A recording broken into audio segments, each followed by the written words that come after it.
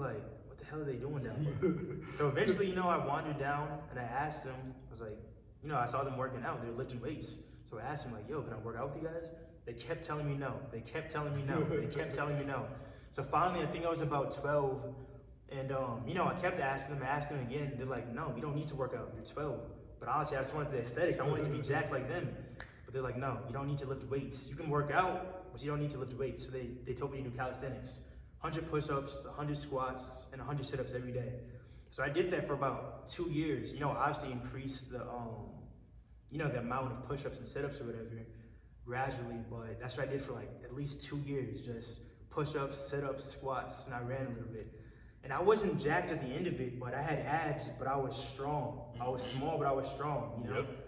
So that's what really like started my journey. After that, then I eventually got into weights through sports like football and wrestling and whatnot, but that's definitely, that was the most beneficial part because they gave me the patience, you know what I mean? Mm-hmm. It made me look at working out from a different perspective. Like, it's not just about the aesthetic, and there's different ways to enhance your body, not just lifting weights. Yep. Which a lot of people don't know. You can work on your body without actually lifting any weights at all. Yep. So I thought that was pretty cool, and ever since then, I've just been interested in it. Yeah, yeah, I would say the same idea because I set out just like any regular teenager.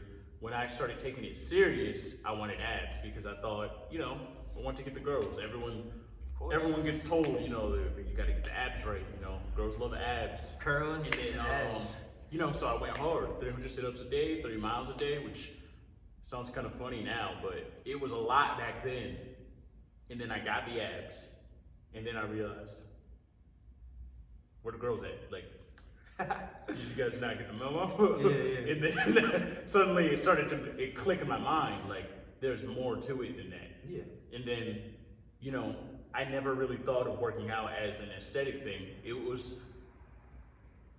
I almost developed an addiction to it, but it's a good addiction because I literally haven't gone more than 3 days without working out unless I was sick. Right. And even when I'm sick, I'll just work out at home. Yeah, so maybe you should rest sometimes. But to add on to that, that's like a really important point that you hit. Everybody has an addiction of some sort. Mm-hmm. You know, some people's alcohol, drugs, whatever. Some people's the TV. It can literally be whatever, but some people, they pour their energy into things and they can't control it. But if you choose a positive outlet for your energy, for your addiction, then you're literally only progressing yourself. You're only making progress. So that's really cool about that. Exactly. Even with, as far as the resting, you know, I do now, and that's actually the reason why I decided not to fight, because I always tell people not to fight when they're injured. I always say that. And then every time I got injured, I would fight.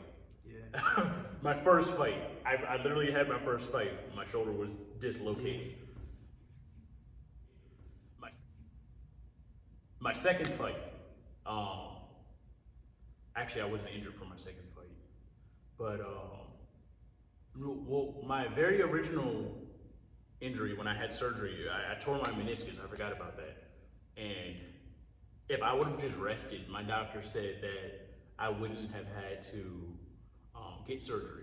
But instead, my knee started feeling better. So I went back to the gym after 2 weeks, even though they said at least a month, more likely 6 weeks. Came back after 2 weeks, it tore instead of just, or it detached instead of just tearing. And then that's when I needed surgery. And they actually told me that I wouldn't be boxing anymore, which is kind of cool. They told me that the chances of me boxing were pretty low. But after 6 months, you know, and being on crutches for those 6 months, I was back at it. And then got back to training. And now I actually listen when the doctors say, you know, don't fight.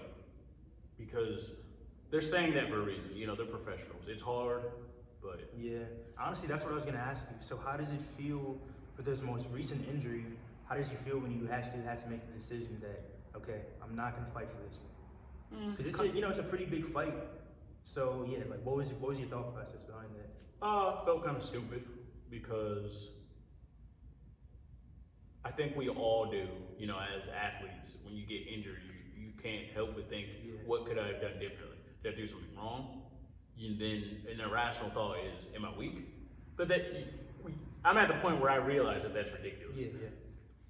And, you know, I can push those thoughts away, but I can understand why newer fighters, you know, a guy like Tyler, you know, he hurt his ribs and he would continue to get in the ring until I literally told him not to get in the ring. Yeah. Because his doctor said not to get in the ring. Right. You know, so I get it. That's why I took it upon myself to tell him not to, instead of just saying you can if you want to, because he's a fighter. And any fighter, if you tell them you can fight, then they're gonna fight. Exactly. That's just what's gonna happen. Yeah. So, I mean, that definitely is like the hardest part about it, because, you know, fighting, it's really a mentality, not just an action. It's like a spirit, it's an energy. So that being said, whenever you get injured, it's very, very, very hard to just tell yourself, all right, let me rest and actually get better. yes, That feels like weakness. it does. I injured my jaw. It's been injured for like a year and a half. So I can't, you know, I can't fight forever, whatever. But, you know, it's every time I need that actual rest to like let it heal, it feels like I should be in there sparring and still working. But obviously, like from the points we just made, you need to rest. Your body isn't invincible. So the importance of rest is definitely key. It is. Yeah. The jaw, it can hurt, you know, when you get a direct hit, you know, you can end up breaking your jaw. But when it comes to that general fitness, what do you think was like in high school when you were doing sports? How did that affect you as far as starting out with the calisthenics? How did high school sports change things? Honestly, I got into it just for like, not just for the social aspect, but that was definitely an influence with it. Just because like I wanted to be a part of something. Obviously, I was already athletic and I like to work out. So I was like, and this is a way to like meet new people, whatever. So, you know, actually playing sports, like kind of just instilled in me, like for the rest of my life, I'm gonna be active. Not just to work out, but now I can just go play basketball. But it feels like I'm doing something I like to do, but I'm still working out, if that makes sense. So now it became more of a fun thing rather than just something to like improve myself. Now I get to have fun and improve myself at the same time. Yeah. So I think that's how the two kind of incorporated. And yeah. Nice. What about for you?